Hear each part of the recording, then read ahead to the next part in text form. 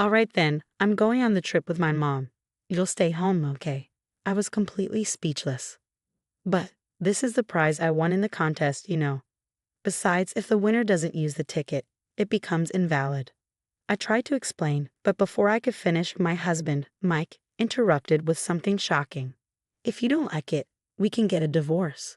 Excuse me? I'm saying that if you can't go along with what I want, we'll get a divorce. In that moment, whatever affection I had for my husband vanished. My name is Sasha, a 30-year-old office worker. I attended an all-girls school from middle school through university and entered the workforce without ever having a proper conversation with a man. My job kept me so busy that I never had time to fall in love, and before I knew it, I was 25. Realizing I needed to change this, a friend arranged a blind date for me. That's how I met my first boyfriend, a freelancer who lied about being an office worker. Soon after we started dating, he became unemployed, and I realized he intended to depend entirely on me. I broke up with him as soon as I could. After that experience, I became even more distrustful of men and found it hard to believe in them. That's how I ended up reaching 30 without another relationship. My parents were more worried about my situation than I was. Both my father and mother had already been married for several years by the time they were my age, so they were growing increasingly impatient. While getting married in your 30s is common nowadays, back then, 25 was considered the latest acceptable age to tie the knot. Concerned about my lack of a boyfriend or partner, my father started bringing me several arranged marriage proposals, insisting that if I couldn't find someone on my own, he would help me. At first, I repeatedly turned down his offers, but over time, I began to feel guilty about rejecting the efforts my father made on my behalf. I could sense how much both of my parents, especially as their only daughter, wished for my happiness. That's when I decided to take a more positive approach and agreed to go on a blind date, partly to show my gratitude to my parents. It was during one of these blind dates that I met Mike, who would later become my husband. Mike, like me, was 30 years old. He had attended an all-boys school his entire life and, like me, had never had much experience with relationships. What stood out to me about Mike was his deep sense of responsibility toward his parents. He took great care of them, visiting their home regularly, planning trips for them, and even joining them on these vacations. He seemed to have a kind personality and a stable job at a reputable company. I carefully examined Mike's business card, making sure everything was legitimate. I was especially cautious this time, having learned from my previous relationship. Despite my caution and thorough checking, nothing seemed off about Mike. I convinced myself he was trustworthy, and we continued dating. Mike took the lead in our relationship, understanding my shyness, and always treated me with great care. As time went on, I found myself increasingly drawn to him. After 2 years of dating, Mike proposed, and we got married. When my parents heard the news, they were overwhelmed with joy, shedding tears of happiness. I felt fortunate not only to have met a good man, but also to have brought such happiness to my parents. After our wedding, we went on our honeymoon and began our life together as a married couple. Since we both worked, we shared the household chores. Cooking wasn't Mike's strong suit, so I handled that while he took care of the laundry and cleaning. We had a balanced relationship and supported each other, enjoying what I believed was a happy married life. However, everything changed just 1 year into our marriage. It all began when my father-in-law passed away after a battle with illness. After his father's death, Mike became increasingly attentive to his mother, Bianca, who was now alone. On his days off, he would visit Bianca at her house, and the two of them would sometimes go out together without me. Sometimes, Mike would stop by Bianca's house after work and have dinner with her, leaving me to eat alone. On occasion, he even went on trips with just her. I remember one morning seeing him leave the house with a travel bag, and I naively asked if he was heading out on a business trip. To my surprise, he casually replied, "No, I'm traveling with my mother to New York." I was shocked. First, I couldn't believe he planned a trip without informing me. Even more baffling was that he seemed content to keep it a secret unless I asked. I couldn't understand how he could care so much for his mother while completely disregarding his wife's feelings. It wasn't that he ignored me entirely, but this behavior felt like more than just being family-oriented. It was as if he was overly attached to his mother. Despite my growing concerns, Mike showed no intention of changing his attitude or lifestyle. In fact, I don't think Mike even realizes how wrong his behavior is. Despite my concerns, I decided to compromise and stick it out, accepting that this was just how he was. If we divorced after only 1 year of marriage, it would devastate my parents. Besides, I thought if we had a child, maybe Mike's attitude would change. Divorce isn't something to take lightly, so I spent my days trying to make the best of things. To distract myself, I decided to take up a hobby. I recently became hooked on entering contests and winning prizes. It was surprisingly fun. I started entering various contests, winning items like cosmetics and food, and writing reviews. Then, one day, I won something much bigger, a pair of airline tickets to Guam. I was so shocked that I reread the email 3 times, unable to believe I had actually won such a grand prize. I carefully checked the details to make sure it wasn't a scam. There were no suspicious links or requests for my credit card number. It was real. I had genuinely won a trip to Guam. But then, I faced a dilemma. Who should I take? My husband had just returned from a trip to New York with Bianca. Should I ask a friend or maybe my parents? Then it struck me. I decided to give the tickets to my parents so they could enjoy a well-deserved vacation. Excited, I went to their house and shared the news. It's been years since we've traveled abroad. Are you sure about this, Sasha? You won this, my parents said. It's okay. I want to spoil you both for once, I insisted. Seeing their happiness brought me so much joy. But then my dad noticed something. Sasha, this ticket is valid only for the person who won it. It's non-transferable and you can't gift it. What? So I can't give it to you both? I was disappointed. Well, it seems that's the case. But you won it, honey, so why don't you go with Mike? My parents suggested. Reluctantly, I decided to take the trip with my husband. But when I returned home that night, I found a woman's coat by the front door. The coat looked familiar. It was Bianca's. When I walked into the living room, there she was, sitting on the couch, watching TV. Oh, Sasha, you're home. What were you doing out so late? It's your day off, Bianca said casually. I stood there, taken aback. Oh, I'm sorry, I didn't realize you were here, Bianca, I replied, trying to mask my surprise. Oh, what are you trying to say? Is it wrong for me to visit my son's house? Bianca snapped. No, it's not, I replied, though I couldn't help but feel that Bianca had been kinder to me when my father-in-law was still alive. Since his passing, her attitude had become colder and more critical. Bianca's eyes then landed on the bag I was carrying. What's this? What did you buy? She asked. Inside the bag was a guidebook for our trip to Guam, which I had picked up on my way home. Oh, it's nothing, I said, trying to downplay it. Just show it to me. Huh? Why? Just show it, she insisted, snatching the bag from me before I could react. Guam? Are you just trying to treat yourself? What are you doing with Mike's earnings? I was stunned. What was she talking about? I won a pair of travel tickets in a contest, so I thought I would go on the trip with my husband, I explained. Oh, really? A prize, huh?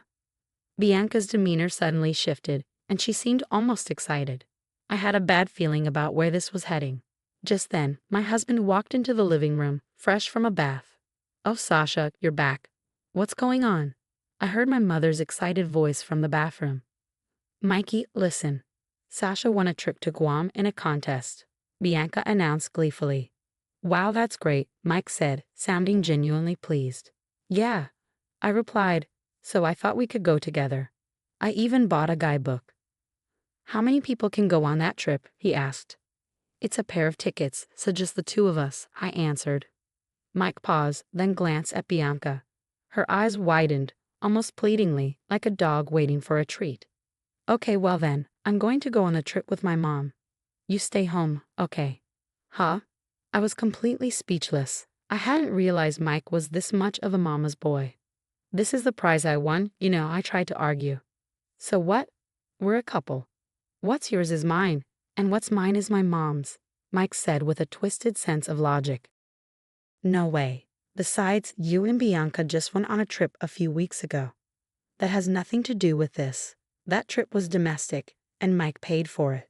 We haven't been on an overseas trip in years. Bianca interjected, already planning their vacation. I couldn't believe what I was hearing. Hey, I didn't even agree that you two would be the ones going on this trip. Besides, the ticket would be invalid if the winner isn't there, I tried to explain. But before I could finish, Mike cut me off with something outrageous. If you don't like it, then we'll get a divorce. Excuse me? I said, if you can't listen and obey what I say, then we'll get a divorce. I never thought he would say that. Any affection I had left for him vanished instantly. Fine, do whatever you want, I replied coldly. Then why didn't you just say so sooner? You're so selfish, Mike snapped back, looking triumphant alongside Bianca, as if they had won some sort of battle. They eagerly started planning their trip together, using the guidebook they had taken from me, while I began considering my post-divorce plans. Later, my husband told me to contact the airline to confirm the trip, so I did as he asked. But I had a different plan. I asked the operator, am I allowed to give these tickets to my husband or any other relatives if I can't go? The operator replied, sorry, but the tickets are non-transferable, even to family members or relatives. That makes sense, I said. In that case, I'd like to decline the airline tickets I won in the contest. After hanging up, I turned to my husband and said, the tickets are void. We're not going anywhere. I handed the tickets to my husband and said, here are the tickets. Please make sure to check the terms and conditions. He scoffed, dismissing my words. I don't need to read any terms and conditions, he said, leaving the tickets on the shelf without a second glance. It probably never even crossed his mind that those tickets might be invalid. Afterward, I confided in my parents. I asked for their help because I planned to move out of the house on the very day Mike and Bianca were supposed to leave for their trip.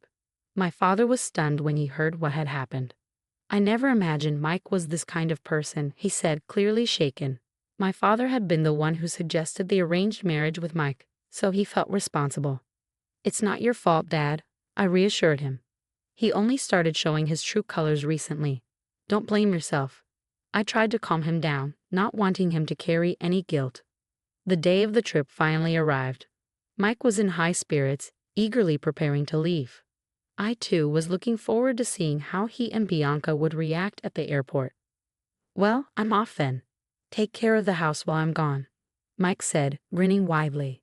Yeah, have fun, I replied with an equally big smile, which seemed to catch him off guard. He left, a little surprised by my cheerful send-off. As soon as he was gone, my parents arrived to help me move out. We loaded my belongings into their car and headed to the new apartment I had found. It was close to my office, and I had secured it as soon as I decided I'd had enough of my marriage. The apartment was quiet and comfortable, a perfect place to start over. A couple of hours later, my phone rang. It was Mike. Hello. Hey, what's going on? They're saying our airline tickets are invalid. Yes, that's right, I replied calmly. If the winner doesn't accompany the trip, the tickets are invalid. What? You never told me that. I did. I told you to check the terms and conditions. It's all written there. You've got to be kidding me. I didn't read that. Well, that's your fault for not reading it, I said, my voice steady. It's like someone getting sued and claiming they didn't know the law. But what am I supposed to do now? I already booked a hotel in Guam. Like I said, it's none of my business anymore. You and Bianca can sort it out. I hung up the phone, feeling a sense of finality. 10 minutes later, Mike called again. What now? I asked, already exasperated. Why can't I pay with your card? My card? What do you mean? I asked, confusion creeping in. The card you're using as a sub, he said, his voice tinged with panic. I quickly checked my drawers and realized that my secondary credit card was missing. You took my card without asking. I was only borrowing it for a little while, he stammered. But the airline staff said I can't use it. Are you serious? If you're not the owner of the card, you can't use it. But on the internet. Internet? What are you even talking about? I was growing more frustrated by the second. Mike suddenly went silent, then muttered, oh, well, no, before hanging up. I stared at the phone, disbelief washing over me. No way. I immediately checked my credit card statement and found a list of charges I had no recollection of making. Then it hit me. My husband had been buying a lot of clothes and other things recently. He must have used my card without my permission. Furious, I canceled the card and took a screenshot of the statement history, determined to confront him later. A few days after his 3-day, 2-night trip to Guam, my husband called. What's going on? He demanded. All your stuff is gone, and you left divorce papers on the table. What the hell are you thinking? I'm thinking exactly what you think, I replied calmly. I can't live with a mama's boy who prioritizes his mother over his wife. and a thief who uses my credit card without permission. What? If you won't sign the divorce papers, we'll end up in court, I added. Court? Are you crazy? If people at work find out, then I'll request the divorce through my lawyer, I said, cutting him off. So you better cooperate quietly. Realizing he had no way out, my husband reluctantly agreed to the divorce on the condition that there would be no division of property and that he would repay all the credit card charges he had made without my consent. But my plan for justice didn't end there. I didn't have to spread the word about what happened. The news traveled fast enough on its own. My ex-husband soon called me, panicked. This isn't what we agreed on, he shouted. Everyone at work knows what happened. They're all calling me a mama's boy and a thief. I can't even show my face at the office anymore. Oh, what a shame, I replied, feigning sympathy. But I didn't say a word. Did you forget how many people were involved in setting up our marriage? The connection that had arranged our marriage was through my father, a general manager at his company, and my ex-husband's boss, a department head. They were great friends, and our blind date was arranged because my ex-husband's boss thought highly of him. But when the boss found out how my ex-husband had treated me, he was furious. As a result, my ex-husband was removed from the fast track in his career and became a pariah at work. Bianca didn't escape unscathed either. Word of her behavior spread through the neighborhood, and now everyone avoids her. She's become a recluse, trapped by her own actions. As for me, I threw myself into my work and earned a promotion, along with a raise. To celebrate, I took my parents on a long-awaited trip to Italy, where we made wonderful memories together. Although this experience was tough, I've learned a lot from it. I'm ready to find a better man and start a new chapter in my life. It's hard to believe my ex-husband turned out to be not just a mama's boy, but also a thief. There's nothing more anyone can do for him. I'm glad my family and I were able to bond and enjoy our trip to Italy. I'm confident that, with my family's support, I'll find someone truly deserving of my love. Thank you for reading until the end. Please subscribe to our channel, and we hope to see you in our next video.